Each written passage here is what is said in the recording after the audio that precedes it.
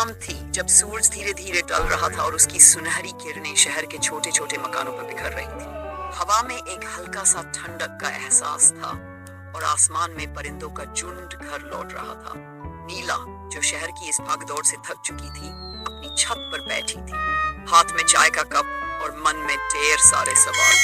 नीला का दिल हमेशा से ही बड़वाड़ी गांव के प्रति एक अजीब सा आकर्षण महसूस करता था। ये गांव उसके नाना नानी का था, जहां उसकी बचपन की छुट्टियां भी थी। वहां की मिट्टी की खुशबू, आम के पेड़ों की छांव और वो पुरानी हवेली जिसके हर कोने में बचपन की हंसी और खेल छुपे थे। लेकिन अब सालों बाद गांव एक धुंधली याद बनकर रह गया था। उस शाम नीला को अचानक बड़वाड़ी गांव की बहुत याद आने लगी। उसने अपने पुराने एल्बम निकाले और बचपन की तस्वीरों में खो गई। उसे अपने नाना नानी की मुस्कुराती हुई तस्वीरें दिखी और उन दिनों की यादें ताजा हो उठी, जब वो गर्मियों की शामों में नानी से कहानियां सुना करती थी।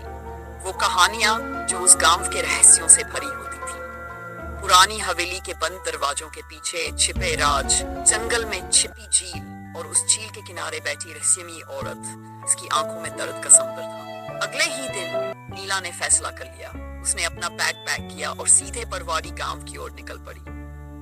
वहां पहुंचते ही गांव के पुराने रास्ते, पेड़ पौधे, हवेली की टूटी फूटी दीवारें, सब कुछ वैसा ही था। बस अब सब कुछ शांत और वीरान सा हो गया था।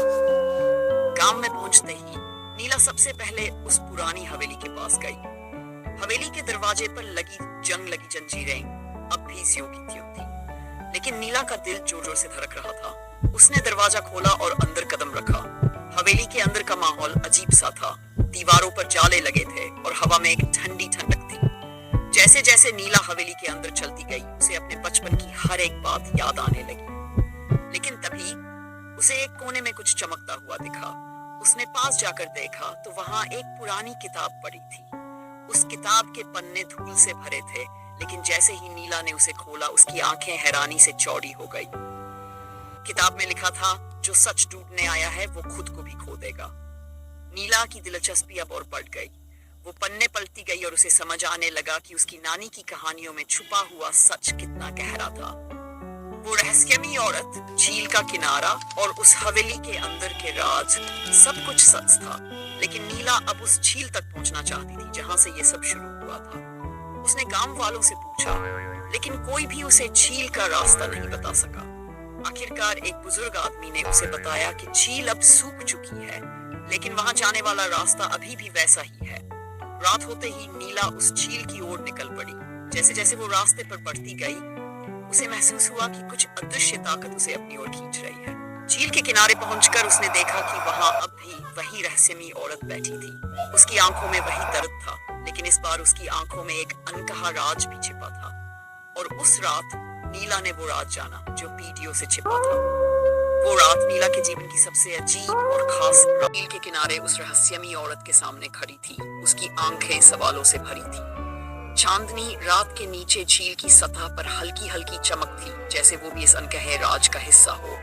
औरत की आंखों में एक अजीब सी उदासी थी, जो नीला को अंदर तक महसूस हो रही थी। नीला ने धीरे से पूछा, तुम कौन हो और यहाँ क्यों बैठी हो? औरत ने उसकी तरफ देखा, जैसे उसकी आवाज सुनने का इंतजार ही कर रही हो। उसकी आवाज धीमी और थकी हुई थी, लेकिन उसमें एक गहराई थी। मैं वो हूँ जिसका इंतजार सदियों से हो रहा था, उसने कहा। नीला की रूह कांप उठी। उसे समझ में नहीं आ रहा था कि ये सब क्या हो रहा है। तुम्हारा इंतजार किस लिए? नीला ने हिम्मत जुटाकर पूछा। तुम जानने आई हो, लेकिन क्या तुम सच में तैयार हो? औरत ने गंभीरता से कहा। नीला का दिल जोर जोर से धड़कने लगा। ये कोई साधारण मुलाकात नहीं थी, बल्कि इस रहस्यमयी औरत के साथ उसका कोई गहरा संबंध था, जिसका उसे अब तक एहसास नहीं हुआ था। तुम कौन हो? नीला ने फिर से पूछा। इस बार उसकी आवाज में थोड़ी बेचैनी थी। मैं एक कहानी हूँ, अधूरी और भूली बिसरी, औरत ने धीमी आवाज में कहा। कभी इस गांव में मैं भी तुम्हारी तरह एक आम लड़की थी, पर एक दिन मेरे साथ कुछ ऐसा हुआ जिसने मुझे हमेशा के लिए बदल दिया। मैं इस झील की रखवाली कर रही हूँ, इस जगह के राजों की पहरेदार हूँ। नीला को और भी जिज्ञासा होने लगी। वो इस औरत की कहानी को जानना चाहती थी।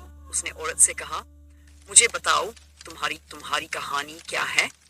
मैं इसे जानने के लिए आई हूँ। औरत ने गहरी सांस ली और बोलना शुरू किया। सालों पहले मैं भी इसी गांव की एक लड़की थी। मेरा नाम मीरा था। मेरे माता पिता किसान थे और हमारा जीवन सरल और शांतिपूर्ण था। लेकिन एक दिन गांव में एक अजनबी आया। वो एक व्यापारी था, पर उसकी आंखों में एक अजीब सी चमक थी।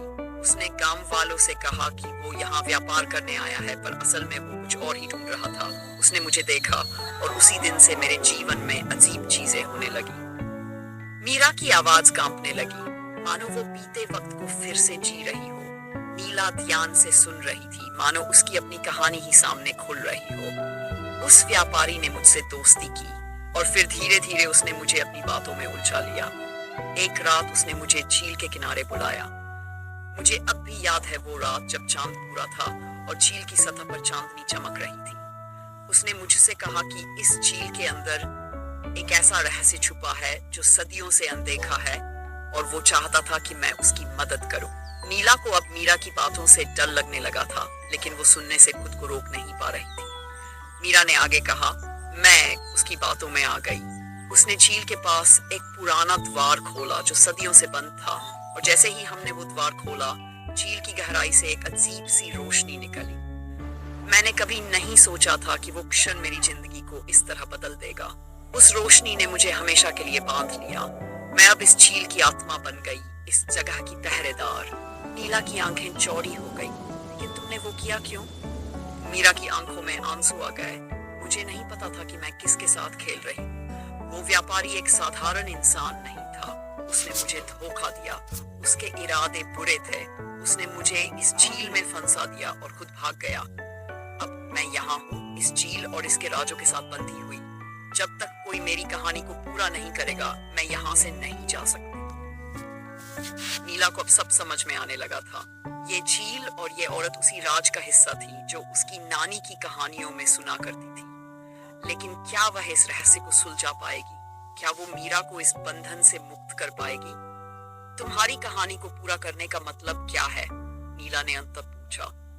तुम्हें उस व्यापारी को ढूंढना होगा, उसे यहाँ लाना होगा, तभी मेरी मुक्ति संभव है, मीरा ने कहा। नीला ने एक गहरी सांस ली। उसे पता था कि ये काम आसान नहीं होगा, लेकिन उसने ठान लिया था कि वो मीरा की मदद करेगी।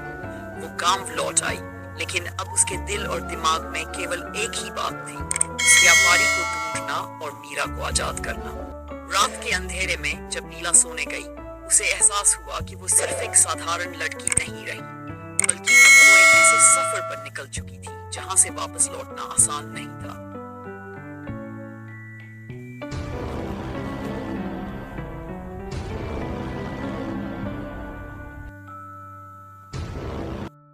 नया संकल्प था, लेकिन सवाल यह था कि वह व्यापारी कौन था और उसे कैसे ढूंढा जाए। वह जानती थी कि यह काम इतना सरल नहीं होगा, लेकिन मीरा को मुक्त करने के लिए उसे हर हाल में उस व्यापारी का सामना करना था। गांव के बुजुर्गों से पूछताछ करते हुए नीला को एक महत्वपूर्ण जानकारी मिली। एक बूढ़े व्यक्ति ने उसे बताया कि पड़वाड़ी गांव से कुछ मील दूर एक पहाड़ी के पार एक पुरानी गुफा है। कहा जाता था कि उस गुफा में एक रहस्यमयी आदमी सालों से छिपा हुआ है। वो कभी कभी गांवों में दिखता, लेकिन फिर अचानक गायब हो जाता। गांव वालों का मानना था कि यही आदमी वही व्यापारी हो सकता है। नीला ने बिना समय गंवाए उस गुफा की ओर चलना शुरू किया। रास्ता कठिन था, लेकिन उसका हौसला मजबूत था। पहाड़ी के रास्ते पर चलते हुए उसे एहसास हुआ कि जैसे जैसे वह गुफा के करीब जा रही थी, वैसे वैसे हवा भारी और रहस्यमयी होती जा रही थी। जैसे ही वह गुफा के मुहाने पर पहुंची, उसने अंदर एक हल्की रोशनी देखी। नीला ने साहस जुटाकर गुफा के अंदर कदम रखा। अंदर का माहौल ठंडा और भयानक था। गुफा के अंत में उसे एक आदमी बैठा दिखा। उसकी आंखों में वही चमक थी जिसे मीरा ने वर्णित किया था। नीला को यकीन हो गया कि यही वह व्यापारी था। नीला ने बिना डर के उससे पूछा, क्या तुम वही हो जिसने सालों पहले मीरा को धोखा दिया था? वह आदमी हंस पड़ा। उसकी हंसी में एक अजीब सी बर्बरता थी। तुम्हें क्या लगता है मैं वही हूँ जिसने झील के राज को खोला था? और मीरा, वह अब भी वहीं फंसी है। उसकी नियति अब मुझसे जुड़ी है। नीला का गुस्सा अब उफान पर था। तुमने उसे धोखा दिया, उसकी जिंदगी छीन ली, लेकिन अब तुम्हारा समय खत्म हो गया है। मैं उसे मुक्त करने आई हूँ। व्यापारी की आंखों में डर की एक हल्की लकीर उभर आई। उसने कहा, तुम उसे मुक्त नहीं कर सकती। ये श्राप तब तक जारी रहेगा जब तक मैं जीवित हूँ। नीला ने छत से अपनी नानी द्वारा दी गई पुरानी किताब निकाली जिसमें श्राप को तोड़ने की विधि लिखी थी। किताब के अनुसार श्राप को तोड़ने का एक ही तरीका था, व्यापारी को उसी झील के किनारे ले जाना जहां उसने मीरा को बांधा था और उसकी आंखों में झील की अंतिम किरण को दिखाना। नीला ने एक गहरी सांस ली और व्यापारी को गुफा से बाहर खींच लिया। वह संघर्ष कर रहा था, लेकिन नीला के इरादे अटल थे। वह उसे किसी तरह झील के किनारे ले आई। झील के पास पहुंचकर नीला ने उसे झील की तरफ घसीटा। जैसे ही व्यापारी की आंखें झील की सतह पर पड़ी, उसकी आंखों में डर उभर आया। झील की अंतिम किरण उसकी आंखों में पड़ते ही अचानक झील के पानी में हलचल होने लगी।